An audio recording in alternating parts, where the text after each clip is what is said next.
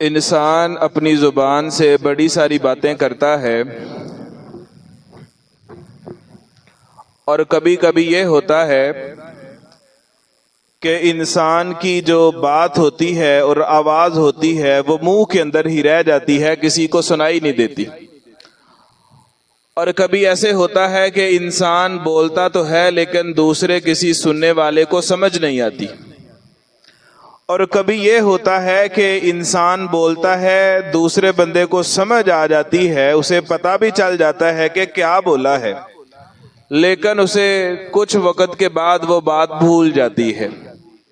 لیکن اللہ رب العزت نے ایسے فرشتے جن کو کرامن کاتبین کہا جاتا ہے، ان کی ذمہ داری لگائی ہوئی ہے کہ وہ انسان کی ایسی آواز اور بات جو انسان کے منہ سے صحیح باہر نکلتی بھی نہیں، اور وہ بات جو لوگوں کو صحیح سمجھ بھی کبھی کبھی نہیں آتی، اور وہ بات جو لوگوں کو سمجھ آنے کے بعد کبھی بھول جاتی ہے، وہ فرشتے ایک ایک بات کو، ایک ایک جملے کو اتنی ایمانداری کے ساتھ محفوظ کر لیتے ہیں کہ وہ قیامت کی دیواروں تک محفوظ رکھی جاتی ہے، حتیٰ کہ اللہ رب العالمین کی عدالت اور اللہ کے دربار میں وہ کتاب کی شکل میں وہ ساری باتیں آپ کی پیش کر دی جائے گی۔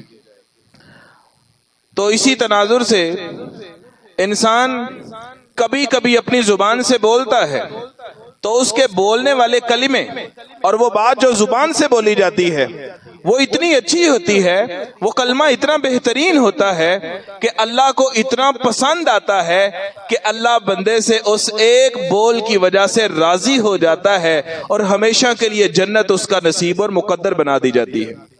حدیث میں آتا ہے اللہ کے پیارے نبی صلی اللہ علیہ وسلم آپ کی خدمت کیا کرتا تھا ایک یہودی نوجوان لڑکا، وہ آپ کی خدمت کیا کرتا تھا، اب کچھ دنوں سے وہ نظر نہیں آ رہا۔ آپ نے صحابہ سے پوچھا، میرے صحابہ وہ نوجوان کدھر ہے جو ہماری خدمت کیا کرتا تھا، ہمیں کوئی سودا سلف بھی لا کے دے دیا کرتا تھا، آج وہ نظر نہیں آ رہا، کچھ دنوں سے نظر نہیں آ رہا۔ پتہ کرنے پہ معلوم ہوا کہ وہ نوجوان تو بیمار پڑا ہوا ہے۔ آپ کچھ صحابہ کی معیت میں اس نوجوان یہودی لڑکے کی تیمارداری کے لیے اس کے گھر تشریف لے جاتے ہیں۔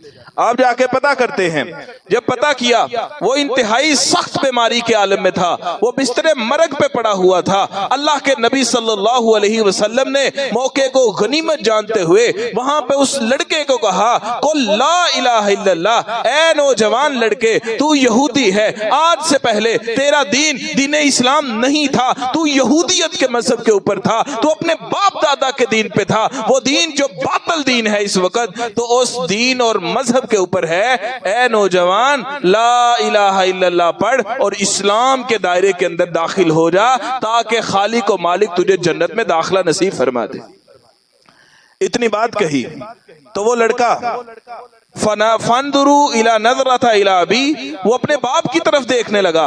جب باپ کی طرف دیکھا تو سوالیہ انداز سے دیکھ رہا تھا کہ ابا جان میں کیا کہوں، میں یہ پڑھوں کہ نہ پڑھوں۔ تو باپ کو بھی پتا تھا کیونکہ قرآن کہتا ہے یہودی پیارے نبی کو بھی پہچانتے ہیں اور آپ کے اوپر نازل ہونے والی کتاب قرآن مجید کو بھی پہچانتے ہیں، دین اسلام کو بھی سمجھتے ہیں، یہ سچا دین ہے، یہ سچے نبی پیغمبر اور رسول ہیں، ان کے اوپر نازل ہونے والی کتاب کائنات کی سب سے سچی سچی ترین کتاب ہے، وہ جانتے تھے، لیکن حسد اور بغض اور انات کی وجہ سے اسلام کو قبول نہیں کرتے تھے۔ جب بچے نے پوچھا با میں کیا کروں، محمد صلی اللہ علیہ وسلم مجھے لا الہ الا اللہ پڑھنے کا کہہ رہے ہیں، تو حدیث میں آتا ہے باپ کہتا ہے اے بیٹا فاتح ابا القاسم، ابو القاسم محمد صلی اللہ علیہ وسلم جو کہتے ہیں ان کی بات کو مان لو۔ بچے نے کلمہ پڑھا، لا الہ الا اللہ، روح پرواز کر گئی۔ اللہ کے نبی خوش ہوئے، فرمایا الحمدللہ الذی انقذہ من النار، تمام تعریفیں اس اللہ کے لیے ہیں جس نے وقت پہ ہمیں اس کے بیمار ہونے کا پتہ دے دیا اور وقت پہ ہمیں اس کی تیمارداری کی توفیق سے نواز دیا اور وقت پہ ہمیں اس کے ساتھ کوئی ادھر ادھر کی باتیں کرنے سے محفوظ رہ کے اس کو کلمے کی دعوت دینے کی توفیق بخشی اور پھر اس کو اس کلمے کو مان کے اس کو پڑھ لینے کی توفیق بخشی۔ یہ موت سے پہلے پہلے اپنی زبان سے یہ دو بول بول گیا اور اللہ نے ان بولوں کی وجہ سے ہمیشہ کے لیے جنت کے اندر اس کو داخل فرما دیا ہے۔ الحمدللہ الذی انقذہ من النار۔ زبان سے انسان کبھی اتنے اچھے بول بولتا ہے کہ وہ ہمیشگی کے لیے اللہ کی خوشنودی، اللہ کی رضا اور اللہ کے مقربین بندوں میں شامل ہونے کا ذریعہ اور سبب بن جایا کرتا ہے۔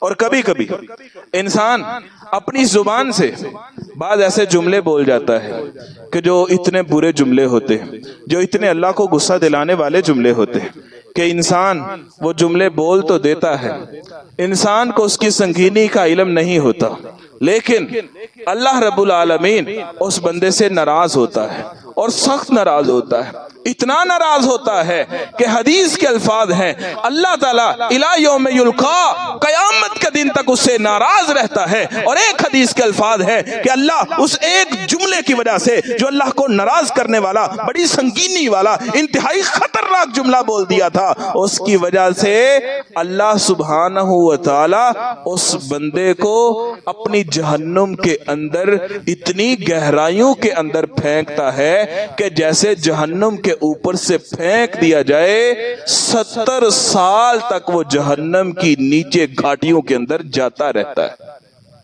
آپ تصور کریں، بچہ پیدا ہوتا ہے، چھوٹا ہوتا ہے، کھیلتا ہے، پھر چلنا سیکھتا ہے، پھر لڑکپن میں جاتا ہے، پھر جوانی میں جاتا ہے، پھر شادی ہوتی ہے، پھر اس کی اولاد ہوتی ہے، پھر کہیں جا کے 70 سال اس کی عمر ہوتی۔ اتنے سال گزرتے ہیں اور اتنے سال وہ جہنم کے اندر گرتا رہتا ہے حتیٰ کہ 70 سال گزرنے کے بعد جہنم کے جس مقام اور گھاٹی کے اندر جا کے گرتا ہے وہ اس کا ٹھکانہ قرار پاتا ہے۔ کیونکہ اس نے زبان سے جملہ وہ بولا تھا جو اللہ کو سخت ناراض کرنے والا تھا۔ آپ نے زندگی کے اندر کتنی بڑی عمارت دیکھی؟ میں نے تو پاکستان کے اندر، کراچی کے اندر 20، 25 اور 30 منزلہ عمارتیں دیکھی۔ بیرون ملک میں 100 منزلہ ہوگی، 200 منزلہ ہوگی، 250 منزلہ ہوگی۔ اگر 100 منزلہ کوئی عمارت ہے، وہاں سے ایک چھوٹا سا پتھر پھینکو 100 منزلہ عمارت سے، وہ نیچے زمین پہ آتے ہوئے کتنا وقت لے گا؟ آدھا گھنٹہ لے گا؟ 15 منٹ لے گا؟ 7 منٹ لے گا؟ 1 منٹ بھی نہیں لگے گا، 1 منٹ بھی نہیں لگے گا۔ وہ 100 منزلہ عمارت سے پتھر نیچے گرے گا۔ یہ پتھر کا تو وزن بھی بہت تھوڑا ہے، انسان کا وزن بھی بہت زیادہ ہوگا، اور 70 سال تک نہ جانے کتنی بلندیوں سے خالق و مالک اس کو پھینکے گا جہنم کی گھاٹیوں کے اندر، اس وجہ سے کہ اس نے زبان کے اندر ایسا کفریہ کلمہ کہا تھا، ایسا شرکیہ بول بولا تھا، اور رب کی نافرمانی والا اور رب کے غضب اور غصے کو دعوت دینے والا کلمہ بولا تھا۔ اس وجہ سے اللہ رب العالمین جہنم کے اندر اتنا ذلیل کرنے والا عذاب دے رہا ہے۔ 15 منٹ باقی بچے، ان 15 منٹوں کے اندر میں انشاءاللہ کوشش کروں گا کہ صرف 5 یا 6 ایسے کلمے بتا دوں جو ہمارے معاشرے کے اندر بولے جاتے ہیں، اور وہ انتہائی برے کلمے ہم بول رہے ہیں، ہمیں پتہ ہی نہیں، اور میرے معاشرے کے اندر گلی محلے میں سارے بولتے ہیں، مرد کیا، عورتیں کیا، بچے کیا، بڑے کیا، بزرگ کیا، پڑھے لکھے کیا، ان پڑھ کیا، استاد کیا، شاگرد کیا، سارے بولتے ہیں۔ ان 5-6 کلموں کے اوپر ہم نے غور کرنا ہے انشاءاللہ۔ پہلا کلمہ، کسی کے ہاں دعوت پہ جاؤ، دعوت پہ گئے، وہاں پہ کھانا لگا تھا، وہ کھانا کھا رہے تھے، انہوں نے کہا کہ آ جائیں آپ بھی کھا لیں، تو ساتھ میں کیا کہتے ہیں؟ اے اتھے بھی تواڈا ہی کھائی دے، تواڈا ہی کھائی دے، اے ادھر بھی ساڈے ال بھی تواڈا ہی ہے، کہتے ہیں کہ نہیں کہتے؟ یا ایک دوسرا بولتا اٹھتا ہے، وہ کہتا ہے تیرا کھاواں تے تیرے گیت گاواں یا رسول اللہ۔ گیت گاؤ اللہ کے نبی صلی اللہ علیہ وسلم کے، لیکن کھاتے سارے کس کا ہیں؟ اللہ کا کھاتے۔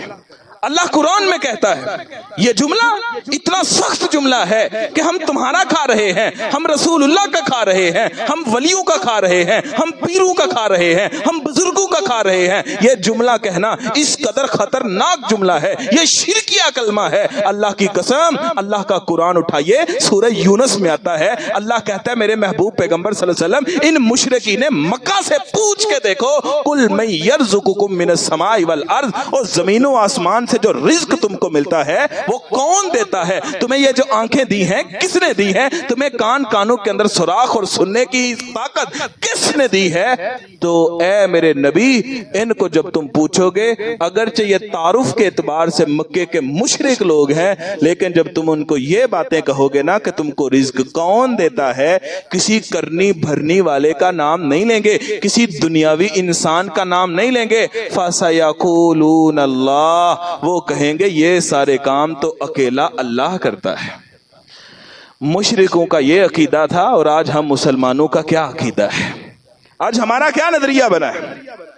اللہ کے نبی کو کہتے ہیں شاہ مدینہ, یثرب کے والی, سارے نبی تیرے در کے سوالی. نبی محمد صلی اللہ علیہ وسلم کے در کے سوالی نہیں تھے, محمد صلی اللہ علیہ وسلم بھی خود رب العالمین کے در کے سوالی تھے. اور اس بات کو رب نے قرآن میں کہا ہے, یا ایھا الناس انتم الفقراء الی اللہ, اے لوگو, یا ایھا الناس, اے لوگو. لوگوں میں سارے انسان آگے, سارے اولیاء آگے, سارے ولی اور متقی اور پرہیزگار آگے, سارے صحابہ بھی آگے, سارے اہل بیت والے آگے, اور عشرہ مبشرہ آگے, سبھی آگے, حتیٰ کہ انبیاء بھی آگے, حتیٰ کہ نبیوں میں سب سے بڑا مقام پانے والے خاتم النبیین محمد کریم صلی اللہ علیہ وسلم بھی آگے.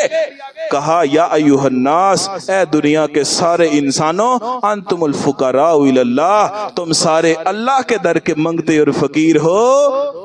اللہ اکیلا غنی ہے جس کے خزانے اتنے ہیں, پوری کائنات کے انسان اور جن, چھوٹے اور بڑے, سبھی آ جائیں, جو گزر چکے وہ بھی, جو آنے والے وہ بھی, جو موجود ہیں وہ بھی, سارے ایک چٹھیل میدان میں آ جائیں. جو کسی کو حاجت اور ضرورت ہے وہ اس رب کریم سے مانگ لیں, اللہ سب کو وہ کچھ دے دے جتنا جتنا کسی کو چاہت ہے. پھر بھی اس مالک کے بڑے خزانوں میں سے اتنی کمی بھی نہیں آتی جتنا ایک بڑے سمندر میں سے ایک سوئی کو ڈبو دیا جائے تو اس کو اٹھایا جائے, یا ایک پرندہ آئے وہ اپنی چونچ اس میں لگائے اور چونچ میں ایک قطرہ پانی کا اٹھائے, وہ سوئی کے ناکے میں ایک قطرہ پانی کا لگے, وہ سمندر کے پانیوں میں تو کمی ایک قطرے کی آتی ہے, وہ چونچ اٹھا لے پرندہ پانی بھر کی, اس میں تو کمی آتی ہے, لیکن مالک پوری کائنات کو سب کچھ دے دے, اس کے بعد بھی میرے رب کے خزانوں میں اتنی کمی بھی آتی نہیں ہے. اور ویسے بھی نبی صلی اللہ علیہ وسلم دعا کیا کرتے تھے, اللہم انت الغنی ونحن الفقراء, اللہ تو غنی ہے ہم تیرے فقیر ہیں. انت القوی ونحن الضعفاء, اللہ تو طاقت والا ہے اور ہم کمزور ہیں. اور ویسے بھی اگر سارے نبی صلی اللہ علیہ وسلم کے در کے سوالی ہیں اور نبی صلی اللہ علیہ وسلم دیتے ہیں اور ہم ان کا کھاتے ہیں, معاذ اللہ ایسا نہیں ہے. اگر ایسا ہے تو میرے نبی صلی اللہ علیہ وسلم کے گھر میں آپ کی بیویاں کہتی ہیں 3 مہینے گزر جایا کرتے تھے, گھروں میں چولہا نہیں جلتا تھا, سالن نہیں بنتا تھا, روٹی نہیں بنتی تھی. عروہ نے پوچھا, اے امہات المومنین میں سے اما عائشہ, آپ گزارا کیسے کرتی تھی؟ کہا میرے بھانجے ہم گزارا کیسے کرتی تھی, کھجوریں کھاتی تھی, پانی پیتی تھی, جب کھجوریں بھی ختم ہو جایا کرتی تھی ہم کھجوروں کی گٹھلیاں گھر میں سنبھال کے رکھتی تھی, ان کو چوس چوس کے ساتھ میں پانی کے گھونٹ لے کے گزارا کیا کرتی تھی.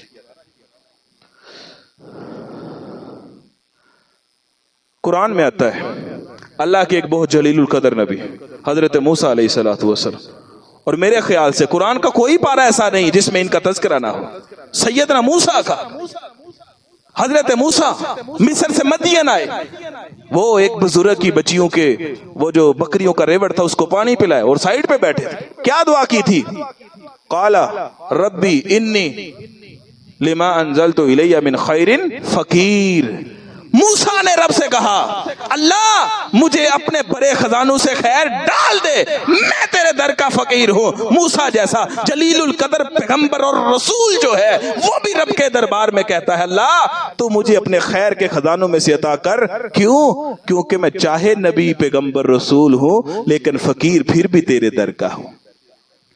تو سب سے پہلا جملہ جو انتہائی خطرناک ہے وہ کون سا ہے کہ تواڈے کھانے ہیں یا تیرا کھاواں تے تیرے گیت گاؤ نبی صلی اللہ علیہ وسلم کے، آپ کے تذکرے کرو، آپ کے بدن پاک کے تذکرے کرو، زلفوں کے تذکرے کرو، ہونٹوں کے تذکرے کرو، رخسار کے کرو، آپ کے سینے مبارک کے کرو، آپ کے بدن کے ایک ایک اعضاء کے تذکرے کرو، لیکن آپ کی سیرت کو بیان کرو، آپ پہ درود و سلام بھیجو، لیکن یہ نہ کہو کہ تیرا کھاواں، کیونکہ وہ بھی کھاتے تھے، اللہ کا کھاتے تھے، اور انہوں نے ہمیں بھی یہی تعلیم دی ہے، مانگنا صرف اس اکیلے رب العالمین کے دربار سے ہے۔ اس کے بعد یہ پنکھے بند کرتے،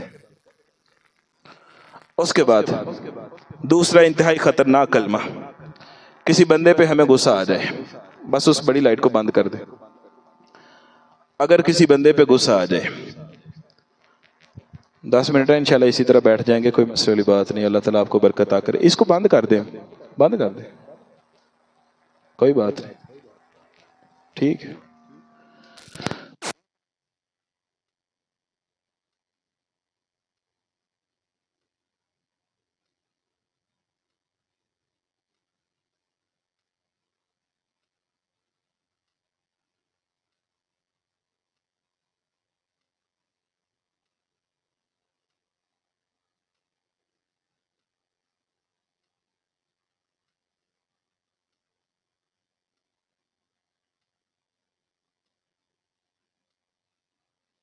جس طرح اس خالق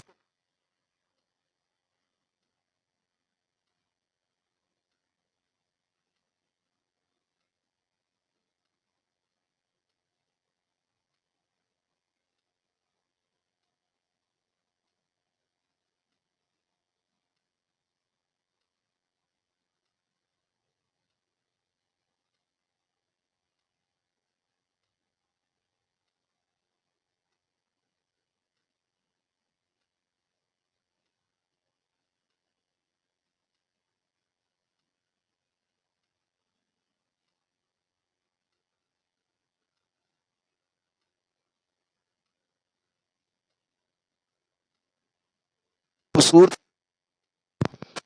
انسان کو بنانے والا رب، انسان کی شکل یا یہ کرسی بنائی گئی ہے نا، یہ کرسی بنائی گئی ہے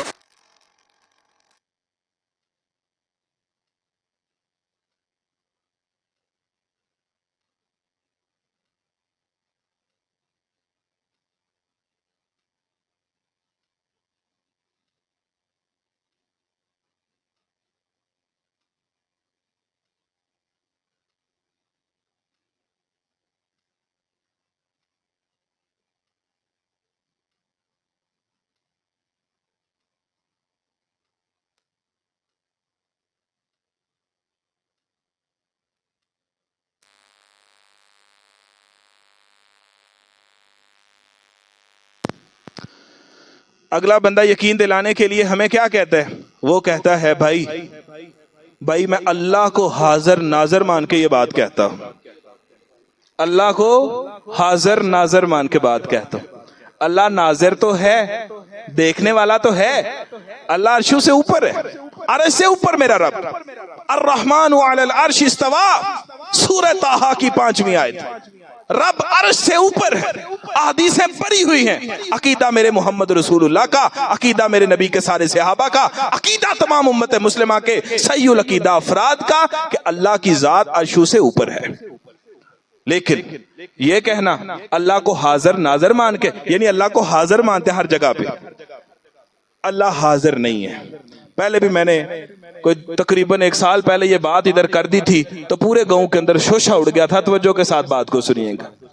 اللہ ذات کے اعتبار سے ہر جگہ پہ موجود نہیں ہے، وہ جو ہر جگہ پہ ہے وہ کیا ہے؟ وہ اللہ کا علم ہے، وہ اللہ کا دیکھنا ہے، وہ اللہ کی صفات ہے۔ اللہ جہاں کہیں بھی ہے، اللہ عرشوں سے اوپر ہے، اور اللہ وہاں سے پوری کائنات کو دیکھ رہا ہے۔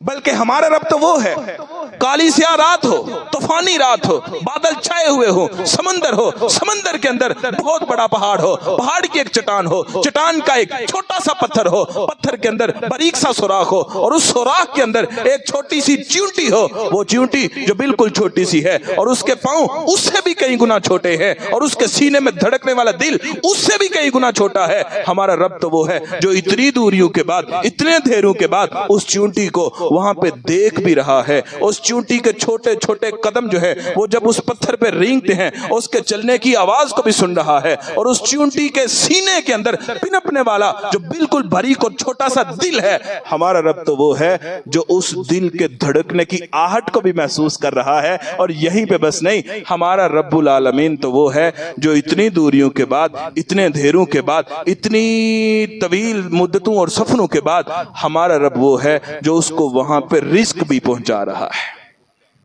لیکن اللہ ہر جگہ پہ نہیں ہے۔ حدیث میں آتا ہے، اللہ کے نبی کے پاس ایک صحابی آئے، آگے کہنے لگے اللہ کے نبی میری یہ لونڈیا ہے، میں اس کو اپنی بکریاں چرانے کے لیے بھیجا تھا، بکری کو بھیڑیا کھا گیا، مجھے غصہ آیا، میں نے اس کو تھپڑ مارا، اب میں شرمندہ ہوں، نادم ہوں، پریشان ہوں، کیا میں اس کو آزاد کر دوں؟ میرے نبی نے فرمایا تم اس کو میرے پاس میری مجلس میں لے کے آؤ۔ جب اس کو لے کے آیا گیا، آپ نے اس کو پوچھا اے لڑکی بتا این اللہ، اللہ کہاں پہ ہے؟ توجہ سے سنیں، اس کو پوچھا این اللہ، اللہ کہاں ہے؟ اس نے اشارہ الی السماء، انگلی کو یوں کیا، نظروں کو یوں اٹھایا اور کہا اللہ آسمانوں کی طرف اوپر ہے۔ کہا بتا من انا، میں کون؟ فرمایا انت رسول اللہ، آپ اس اللہ کے رسول ہیں۔ آپ نے اس صحابی کو کہا اے تکہا فإنہا مومنۃ، اس کو آزاد کر دو، یہ صحیح مومنہ ہے۔ کیا مطلب؟ میرے نبی نے گارنٹی دی، جس کا عقیدہ یہ ہو اللہ جو ہے آسمانوں سے اوپر، عرش سے اوپر مستوی ہے، وہ مومن ہوا کرتا ہے، وہ مومن والا عقیدہ رکھتا ہے۔ جو یہ عقیدہ رکھتا ہو اللہ ہر جگہ پہ موجود ہے، یہ باطل عقیدہ ہے، قرآن کے بھی خلاف ہے، پیغمبر کی تعلیم کے خلاف ہے، نبی کی حدیث کے خلاف ہے، آپ صلی اللہ علیہ وسلم نے جو تربیت دی ہے اس کی تربیت کے خلاف ہے، اور رب تعالیٰ کی عظمت کے بھی خلاف ہے کہ اللہ تعالیٰ ہر جگہ پہ موجود ہے۔ کیوں؟ دنیا میں ہر جگہ اس قابل ہی نہیں ہے کہ وہ اللہ تعالیٰ ہر جگہ پہ موجود ہو سکے۔ اور حدیث آتی ہے نا، آپ نے بڑی مشہور حدیث سنی ہوگی، فرمایا ان اللہ تعالی ربنا تبارک و تعالی ينزل الى السماء الدنيا بكل لیلہ، اللہ ہر رات کے پچھلے پہر میں، تہجد کے وقت میں آسمان دنیا پہ نزول فرماتے ہیں۔ اگر اللہ ہر جگہ پہ ہوتے تو یہ ہوتا نا، اللہ چڑھتے ہیں پہلے آسمان کی طرف، بلکہ حدیث میں کیا ہے؟ اللہ نزول فرمائے، اترتے ہیں، یعنی اوپر سے عرش سے نیچے آتے ہیں اور آسمان دنیا پہ آتے ہیں اور کہتے ہیں حل من مسترزق، حل من مستشف، حل من مستغفر، ہے کوئی بخشش مانگنے والا، رزق مانگنے والا، ہے کوئی شفائیں مانگنے والا، مجھ سے مانگے۔ یہ اللہ رب العالمین کی دلیل۔ اور ہم اللہ سے جب دعا کرتے ہیں ہاتھوں کو کیسے اٹھاتے ہیں؟ کیسے اٹھاتے ہیں؟ یوں تو نہیں نا کوئی بھی اٹھاتا، یوں تو وہ بھی نہیں اٹھاتے، جو مردوں سے مانگتے ہیں وہ بھی یوں نہیں اٹھاتے، ہاتھ یوں کرتے ہیں۔ کیوں؟ ہمارے رب نے جب رحمتوں کی بارش برسانی ہے تو وہ سیدھی آگے اوپر سے ہمارے ہاتھوں پہ پڑ، ہماری جھولیاں بھر دے گا ہمارا رب۔ اور جب انسان پریشان ہو رب کو پکارے تو کہاں کی طرف دیکھتا ہے؟ آسمانوں کی طرف دیکھتے ہیں۔ تعرج الملائکہ والروح، فرشتے بھی چڑھتے ہیں اور جبریل بھی چڑھتے ہیں، کہاں؟ رب کی طرف۔ اور جب معراج ہوئی اللہ نے جبرائیل کو بھیجا، اوپر سے بھیجا تھا جا میرے محمد کو لے کے آؤ، تو جبرائیل حدیث میں آتا ہے نبی صلی اللہ علیہ وسلم کے گھر کی چھت پھاڑ کے اندر تشریف لائے، آپ کو جگایا، مسجد اقصی میں لے کے گئے، وہاں پہ نبیوں کی امامت کروائی، پھر براق پہ کہاں پہ سفر کیا تھا؟ کہاں کا سفر کیا؟ پہلا آسمان، دوسرا، تیسرا، چھٹا، ساتواں آسمان، ساتواں آسمان سے اوپر سدرۃ المنتہا، اس سے اوپر اللہ کا عرش، اللہ سے ملاقات، اور ملاقات میں رب کو دیکھا نہیں، پردوں میں رسول اللہ صلی اللہ علیہ وسلم نے اپنے خالق و مالک رب العالمین سے باتیں کی ہیں، کلام کیا، اور اللہ سے تحفہ نمازوں کا لے کے واپس تشریف لائے۔ ساری دلیلیں کیا کہتی ہیں کہ اللہ کہاں ہے؟ اللہ عرش پہ، عرش پہ مستوی ہے۔ کیسے؟ جیسے اللہ کی شان ہے اس کا ہمیں معلوم نہیں ہے۔ یہ بات کہنا کہ اللہ کو حاضر ناظر کہہ کے بات کہتا ہوں انتہائی بری بات ہے۔ چوتھی بات، لوگ کہتے ہیں بندے نماز نہیں نہ پڑھتے، گلیوں میں گھومتے ہیں اور پٹھے سیدھے کام کرتے ہیں، تو لوگ کہتے ہیں یار پڑھو، نماز پڑھو، ضرور پڑھو، او جیسے مرضی پڑھو۔ کہتے ہیں کہ نہیں؟ اے نماز پڑھو صحیح، جنج دی مرضی پڑھو۔ نہ بھائی، ہمارے نبی نے جو تعلیم دی وہ کیا ہے؟ سلو کما رأیتمونی اصلی، نماز ویسے پڑھو جیسے مجھ محمد کو پڑھتے دیکھا ہے۔ آپ نے یہ کہا کہ ویسے پڑھو جیسے میں نے پڑھی ہے، اور ادھر بندہ گلی میں کہے کہ جناب نماز پڑھو صحیح جتنی مرضی پڑھو، کس کی بات صحیح ہے؟ شک تو ہے ہی نہیں یار، رسول اللہ صلی اللہ علیہ وسلم کی بات بڑی۔ تو آپ کہتے ہیں نماز پڑھو جس طرح مجھے نماز پڑھتے دیکھا، یہ جملہ انتہائی خطرناک جملہ ہے۔ اگر ایسا ہی ہوتا کہ جیسے مرضی نماز پڑھو، صحیح بخاری میں یہ کبھی نہ آتا۔ حضرت حذیفہ ابن یمان رضی اللہ تعالیٰ عنہ، انہوں نے ایک بندے کو نماز پڑھتے دیکھا، وہاں پہ رک کے نماز سے فارغ ہوا، اس کو پوچھا یار بتا یہ اس طرح کی نماز کب سے پڑھ رہا ہے؟ وہ کہتے ہیں منذ 40 سنہ، 40 سال ہو گئے میں پکا نمازی ہوں، یہ کوئی ہفتہ ڈیڑھ نہیں ہوا میں نے توبہ کی ہے، 40 سالوں سے پکی نماز پڑھتا ہوں۔ اللہ کے نبی کے پیارے صحابی حذیفہ ابن یمان سر النبی رازدان رسول کہنے لگے اگر تو اسی طرح کی نماز 40 سال پڑھتا رہا ہے، میں نے جو محمد کریم سے تعلیم پائی ہے صلی اللہ علیہ وسلم سے، وہ یہ کہتی ہے لو متا علی ھذہ لمت علی غیر فطرۃ النبی، اگر تو اسی پہ مر گیا تو محمد کے دین پہ نہیں مرے گا، تو کسی اور دین پہ مرے گا۔ یہ جملہ ٹھیک ہے، پڑھو صحیح جنج دی مرضی پڑھو، بھائی پڑھو ضرور پڑھو، لیکن اس طرح سے پڑھو جس طرح رسول اللہ صلی اللہ علیہ وسلم نے پڑھ کے دکھائی۔ حدیثوں سے تلاش کرو، مولویوں سے پوچھو مولوی صاحب یہ جو آپ نماز پڑھاتے ہیں یہ کہاں پہ لکھی ہوئی ہے؟ اپنے پاس سے تو نہیں پڑھاتے؟ نماز حنفی نہیں چاہیے، نماز محمدی چاہیے۔ مدارس میں پڑھائی جاتی ہے نماز حنفی کے نام سے، نماز فقی کے نام سے۔ آؤ ہمارے پاس آؤ، ہماری مسجد میں آؤ، ہمارے جمعے میں آؤ، کانفرنس میں آؤ، پروگرام میں آؤ، درس میں آؤ، مدارس میں آؤ، رب کعبہ کی قسم ہے ہم سکھاتے ہیں نماز محمدی سکھاتے ہیں، ہم سکھاتے ہیں رسول اللہ کی نماز سکھاتے ہیں، ہم کسی دوسرے تیسرے امام کی طرف نہیں بلاتے، ہم ایک امام کی طرف بلاتے ہیں جو کائنات میں سارے اماموں کے امام تھے، جو نبیوں کے امام تھے، کائنات میں رب کے بعد جنہوں نے مقام و مرتبہ پایا وہ رسول اللہ صلی اللہ علیہ وسلم ہے، ان کے جیسی نماز ہم سکھاتے ہیں۔ آؤ حدیثوں سے ہم نکال کے دیتے ہیں، کیوں جاتے ہو ادھر ادھر غیروں کے آستانوں پہ؟ آؤ رب کے فضل سے فقیر ادھر موجود ہیں، وہ آپ کو صحیح معنوں کے اندر گائیڈ کریں گے، رہنمائی کریں گے، وہی تعلیمات جو اللہ کی ہیں، وہی دین جو رسول اللہ صلی اللہ علیہ وسلم نے آج سے 1434 سال پہلے وفات پانے سے قبل پوری امت کو بتا دیا تھا، وہی دین اللہ کی توفیق سے محفوظ ہے، قرآن محفوظ ہے، حدیث موجود ہے، ایک مسئلہ موجود ہے، لیکن کوئی قابل ہو تو ہم شانے کہیں دیتے ہیں، کسی کو جستجو ہے، کسی کو تلاش کی تمنا ہے، اس کو یہ ملے گا، جس کو خواہش ہی نہیں ہے اس کو خاک ملے گا، اس کو کچھ نہ ملے گا، اس کو جہالت ملے گی، اس کو لا علمی ملے گی، اس کو اسی طرح ادھر ادھر کی باتیں ملے گی۔ بس میرے محترم بھائیو، دو باتیں بس آخری بیان کر کے بات ختم کریں۔ لوگ کہتے ہیں اے جی کسی کو سمجھائیں نا، کوئی بندہ خراب کام کر رہا ہے، یار پٹھا کام کوئی کرتا ہے تو انہیں سمجھانا ہے کہ نہیں سمجھانا؟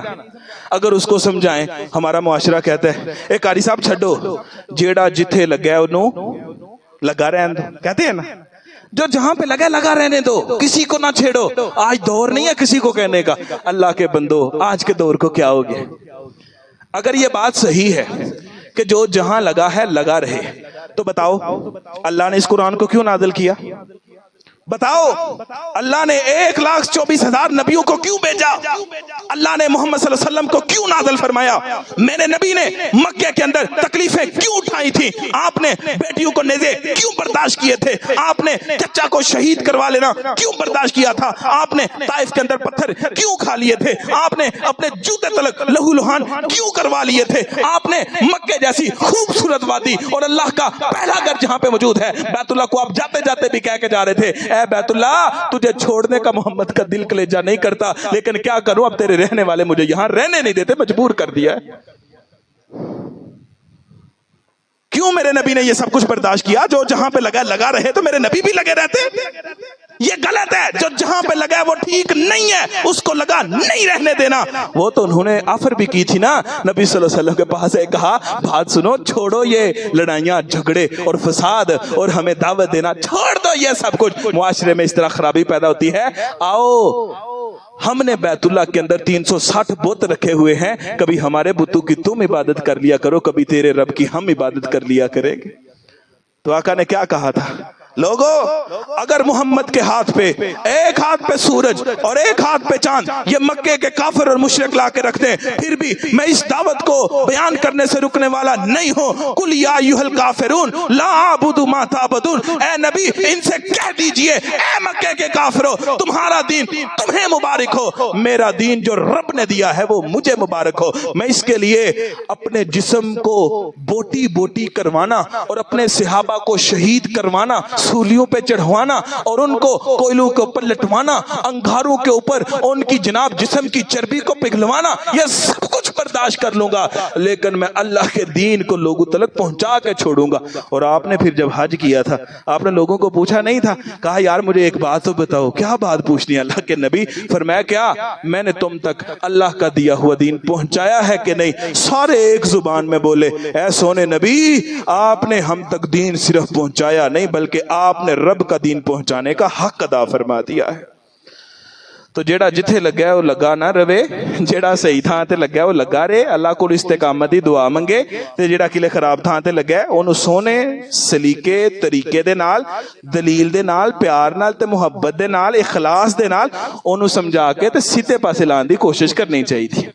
آخری بات، ہمارے ہاں ایک جملہ بڑا خطرناک ہے، اللہ کو بہت غصہ آتا ہے اس کلمے کے، اور ہم بولتے ہیں کیا؟ اے جی قاری صاحب دعا کرو، اے جی تسی آپ بھی دعا کرو، اے نہیں جی ساڈی تے اللہ سندا ہی نہیں، کہتے ہیں کہ نہیں؟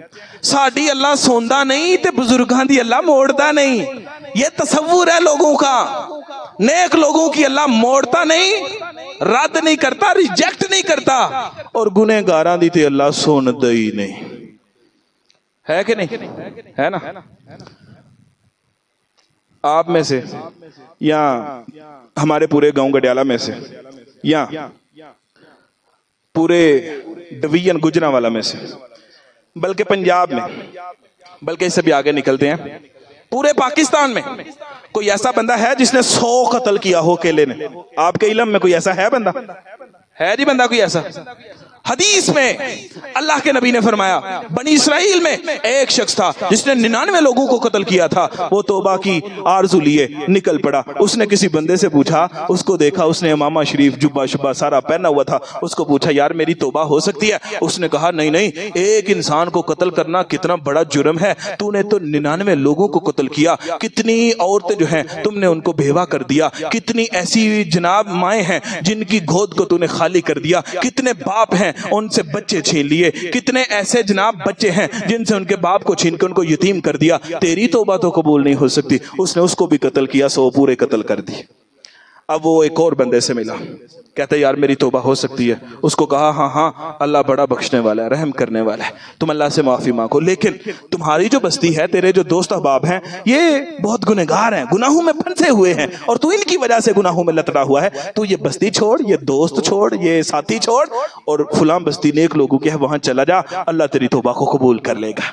ابھی بستی سے نکلا، ابھی بستی سے نکلا ہی تھا تو اس کی موت کا وقت آ گیا۔ تو جب وقت آ جاتا ہے فَإِذَا جَاءَ أَجَلٌ، جب وقت آ گیا پھر مہلت نہیں مل سکتی۔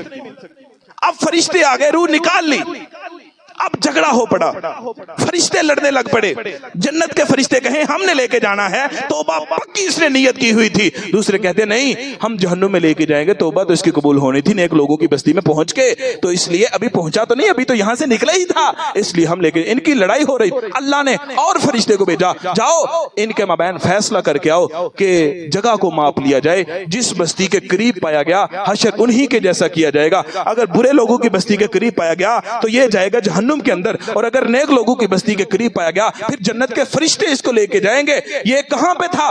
برے لوگوں کی بستی کے قریب تھا، رب نے اس کو 100 قتل کرنے کے بعد ایسا معاف کیا ہے، حدیث میں آتا ہے اگلی زمین کو رب نے کہا تو سکڑ جا، یہ جو فاصلہ طے کیا تھا اس کو کہا تو پھیل جا، یہ پھیل گئی، وہ سکڑ گئی، جب اس کو ماپا گیا تو اس کو نیک لوگوں کی بستی کے قریب پایا گیا، اور اللہ کی جنت کے نورانی فرشتے اس کو اٹھا کے اس کی روح کو بہت ہی اچھے طریقے سے اللہ کی جنت کے اندر لے کے چلے گئے۔ تو اللہ گنہگاروں کی سنتا ہے کہ نہیں سنتا؟ اور سنتا ہے کہ نہیں سنتا؟ تو یہ کہنا چاہیے اے جی اللہ ساڈی نہیں سنتا۔ آپ کو میں حدیث سنا کے بعد ختم کرنے لگا۔ کائنات میں سب سے بڑے نیک انسان کون ہے؟ سب سے بڑے نیک، جن سے نیک ہے ہی کوئی نہیں، نہ آ سکتا قیامت تک، کون ہے؟ کون ہے جی؟ ہمارے پیارے نبی ہیں نا صلی اللہ علیہ وآلہ وسلم۔ سن لیں، میرے نبی صلی اللہ علیہ وسلم نے 2 دعائیں کی اللہ سے ایک ہی جگہ پہ، اللہ تو میری امت کو کبھی بھی اکٹھے برباد نہ کرنا، ان پہ ایسا عذاب نہ بھیجنا جیسا تو نے پہلے نبیوں کی امتوں پہ بھیجا ہے، قوموں پہ بھیجا ہے، ساری کی ساری قومیں برباد ہو گئے، ایسا نہ بھیجنا کبھی بھی۔ اللہ نے کہا سونے ٹھیک ہے، تیری یہ بات ہم نے مان لی، قبول کر لی دعا، تیری امت پہ ایسا عذاب نہیں آئے گا، نہیں نہ آیا آج تک اور انشاءاللہ آئے گا بھی نہیں۔ پھر نبی صلی اللہ علیہ وسلم نے کہا اللہ میں ایک اور دعا کرنا چاہتا ہوں۔ کہا کرو۔ کہا اللہ میری امت کو فرقوں میں نہ تقسیم ہونے دینا، یہ بھٹکے نہ فرقوں کے اندر۔ اللہ نے کیا کہا؟ میرے سونے تو میرا بڑا قریبی ہے، تجھ سے زیادہ میرا محبوب کوئی بھی نہیں، جنت میں جو تیرا مقام ہے وہ کسی اور کا ہے ہی نہیں، لیکن تیری اس بات کو ہم نے نہیں ماننا، تیری اس دعا کو ہم نے قبول نہیں کرنا۔ رب نے پیارے نبی کی اس بات کو نہیں مانا، نہیں قبول کیا۔ پھر میرے نبی نے فرمایا، ترمذی اٹھا کے دیکھیے، آپ نے فرمایا لوگوں یہودیوں کے عیسائیوں کے 71 اور 72 فرقے تھے، میری امت کے 73 فرقے ہوں گے، کلو سارے کے سارے جہنم کے آئے جائیں گے الا ملت واحدہ، ایک جماعت اللہ کی جنت میں جائے گی۔ صحابہ نے پوچھا اللہ کے نبی وہ کیڑی جماعت ہے جڑی جنت جائے گی؟ ساڈا مسئلہ آسان تے سوکھا کر دیتا۔ آپ نے فرمایا ما انا علیہ واصحابی، جڑے میری تعلیمات تے میرے طرح دے کام کرن گے تے میرے صحابہ دے نقشے قدم تے چلن گے، او جان کے جنت تے باقی جان کے دوجے پاسے۔ سارے دیکھ لو، مت لڑائیاں کرو، ہم اہل حدیث ہیں، ہم اہل سنت ہیں، ہم دیوبندی ہیں، ہم بریلوی ہیں، ہم فلانے، ہم چشتی، ہم قادری، ہم سہروردی، ہم نقش بندی، مت پڑو ان جھگڑوں کے اندر۔ یہ دیکھنے کی کوشش کرو میری زندگی گزارنے کا طریقہ، میرے گھر کی شادیاں، میرے گھر کی غمیاں، وہ ساری کی ساری، میری نماز، میرا روزہ، میری تراویح، میرا سب کچھ جو ہے، میرا جنازہ، میری عید کی نماز، یہ سب کچھ جو ان سا ہے یہ میرا اللہ کے نبی کے طریقے پہ ہے، صحابہ کے طریقے پہ ہے۔ اگر تو ہے تو تجھے مبارک ہو، زندہ باد، تجھے خوشخبری ہے، توبہ، تیرے لیے بشارت اور خوشخبریاں ہیں۔ اگر ان کے طریقوں پہ نہیں، پھر وقت ہے سنبھل جا، ان کے طریقوں کو تلاش کرنے کی کوشش کر، زندگی ابھی پڑی ہے، سانسوں کا بندھن ٹوٹا نہیں ہے، اس سے پہلے آئیے اپنی اصلاح کیجیے۔ یہ چند جملے تھے اور اس کے بعد حدیث ساتھ ہی جوڑ کے کہ کتنا بھی برا بندہ کیوں نہ ہو، یار ابلیس سے برا کوئی ہے کائنات میں؟ ابلیس تو پیڑا کوئی ہے؟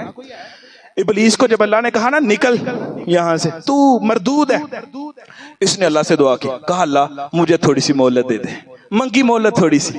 اب اللہ تھوڑی سی مہلت دے دیتا تو ٹھیک تھا، لیکن اللہ نے کہا جا ابلیس، تجھے میں قیامت کی دیواروں تک مہلت دیتا۔ ابلیس دی اللہ نے من لئیے تو رسول اللہ صلی اللہ علیہ وسلم دی اللہ نے کوئی نہیں۔